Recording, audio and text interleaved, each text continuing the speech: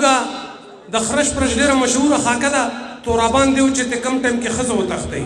نو جرلنډو ناست دي ماشومان ورسره ناست دي نو جرلنډو خرش پرش ته وایي خرش پرش دا ټول واړه وایي چې مونږ ته کیسه وکړه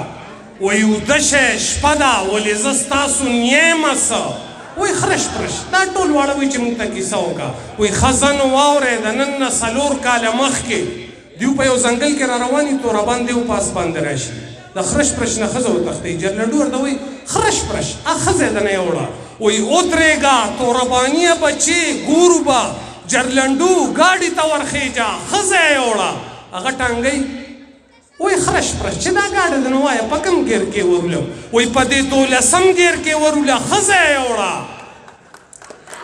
دوی ورپسې لاړ شي کوهکاب غر ته هلته تختو یو پولي